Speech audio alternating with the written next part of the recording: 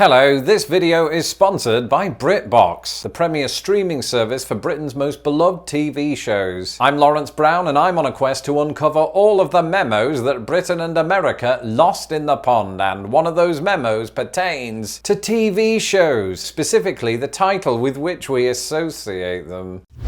It's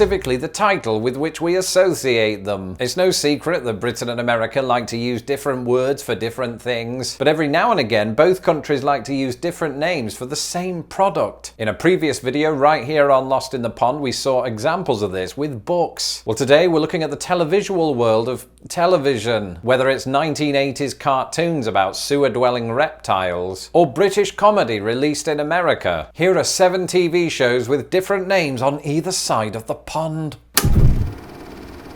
In the 1970s, a popular and enduring British sitcom by the name of The Good Life aired on the BBC, and the show, starring Felicity Kendal and Richard Briers, was one of many English shows to be aired on PBS in the 1980s. And by all accounts, those accounts being my American Twitter followers, The Good Life was a popular series in the United States, except there's one problem. A completely and utterly a little bit unrelated TV show by the same name had previously aired on the American network NBC in 1971. This little remembered show, starring Larry J.R. Ewing Hagman and Donna Mills, was cancelled after 1 season. But this was enough, apparently, for TV execs to be concerned that Americans might confuse the one show with the other. And so in America, the BBC's The Good Life became Good Neighbours. But this sort of thing didn't just happen to British shows going to the United States. The same was true in reverse.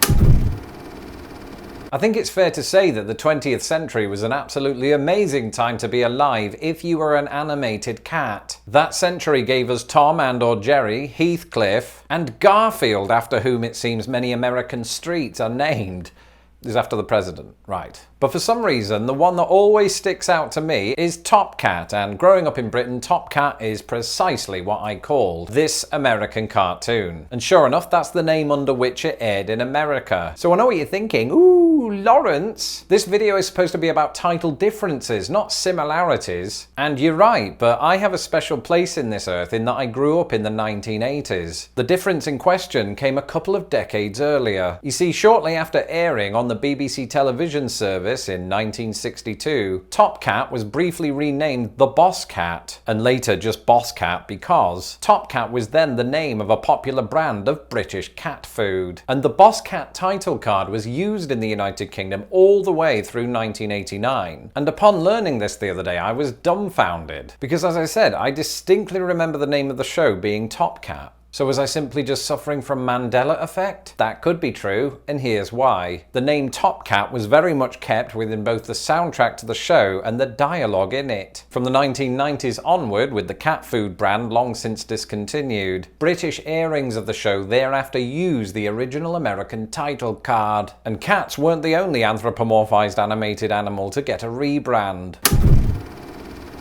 Ah, what child of the late 1980s/early 1990s didn't have a t-shirt with Michelangelo, Leonardo, Donatello and Raphael emboldened on its mighty facade? As somebody who did that very thing during a visit to Orlando in 1990, I know from my own accounts that millions of kids did likewise on either side of the pond. But the t-shirts in question would have been ever so subtly different depending on whether you lived over there or over here. Because famously, over here in the United States, the show, having originated here, went by the name of Teenage Mutant Ninja Turtles. But by the time it made its way across the pond, no ninjas were to be found. Instead, it bore the title Teenage Mutant Hero Turtles. After all, they were heroes in a half shell. The chief reason for this change is that the BBC didn't think that the word ninja was appropriate for children. Us children disagreed and formed what in hindsight was an adorable mutiny that didn't really escalate much beyond the playground because we were children. Thankfully, the BBC did keep in the bits where the turtles get to use their weapons to beat up foot soldiers and Shredder, so animosity over the name change was soon forgotten.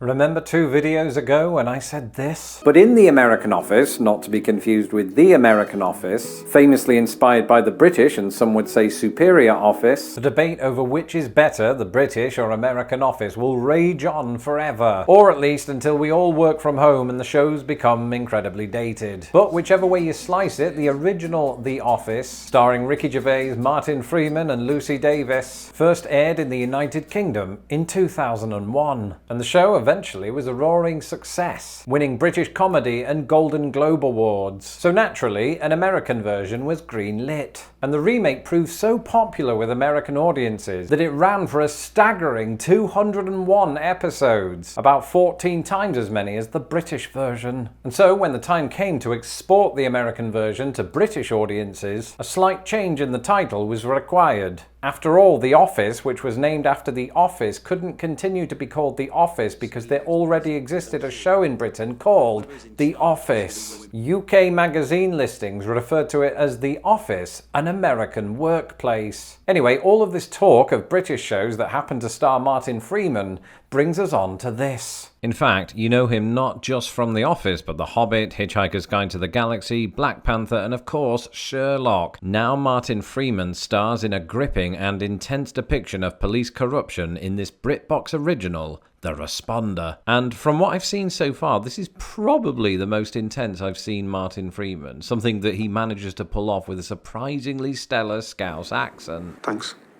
Boasting a strong supporting cast, The Responder is a riveting installment in BritBox's growing catalogue of gritty crime dramas, alongside the likes of the excellent Line of Duty, Crime, Unforgiven, and Luther. And you can start streaming this brand new show today, as well as the best selection of British television on BritBox via your smartphone, tablet, desktop, Chromecast, Apple TV, or Roku device, as well as LG and Samsung smart TVs. Go on, do it. Head to BritBox.com/LostInThePond and use the promo code LostInThePond when signing up for a monthly subscription, and you'll get 50% off your first month. That's half, as in 2 times a quarter. You can see why I'm so into mysteries. It's my unwavering powers of deduction. Anyway, the link is also in my description below.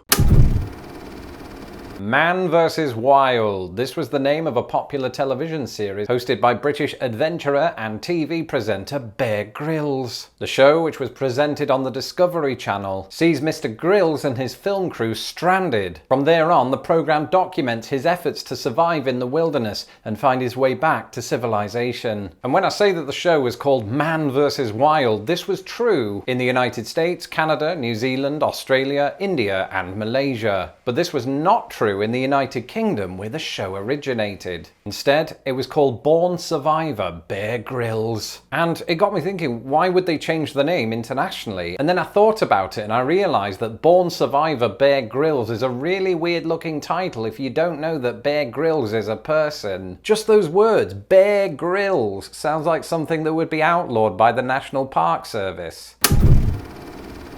In the late 2000s, the BBC produced a TV show with an all-star cast by the name of Jam and Jerusalem. The focus of the show was a women's guild in the small fictional town, starring Jennifer Saunders, Dawn French, David Mitchell, and just a lot of people. The show was released in the United States under the name Clatterford. And on the surface, that's fine because that is half of the name of the fictional town in which it's set. But there's actually several other reasons that the name was changed for American audiences. Firstly, it was believed that some American audiences wouldn't be familiar with the Women's Institute's tradition of jam making, hence the word jam in the title. And then there were concerns that there'd be confusion over the use of the word Jerusalem, which pertains not to the famous city in the Middle East, but to the famous hymn well known to Brits.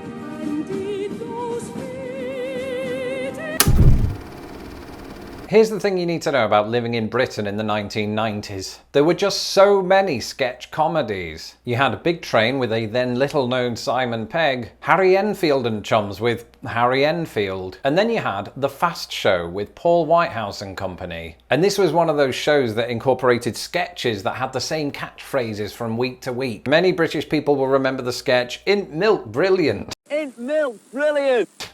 I'm just getting tears thinking about it. And the Fast Show, while it didn't make too many waves in the United States, was at least distributed here, except under a different name. As a nod to the Brilliant sketch, the show was repackaged in the United States under the title Brilliant. Now this is already slightly strange because the word brilliant has subtly different meanings on either side of the pond. Typically in Britain, we'll use that word to describe something that's excellent, whereas in America it's more commonly associated with a person who is gifted. And then there's the reason for the title change. Under the Wikipedia article, list of works with different titles in the United Kingdom and United States, it's claimed that the title was changed to avoid confusion with the unrelated US series, The Fast Show. But here's the thing, I've looked everywhere. Google, IMDb, my sock drawer, and I can find utterly no other references to an American program called The Fast Show. And you'll note that in that previous Wikipedia article, there isn't even a clickable link. So it's a mystery, and I suppose I have a task for you. If you're American and you have knowledge of this really obscure show, why not get in touch with me on Twitter at LostInThePondUS so that I can fill this void in my brain. In the meantime, that's it for this episode. Let me know in the comments below if there are other TV shows that have different names on either side of the pond. And if you're new to my channel, don't forget to subscribe to Lost in the Pond so that my videos don't get lost in the pond. You can also support this channel by becoming a patron, something that you can do at patreon.com/lostinthepond. Until the next video, goodbye.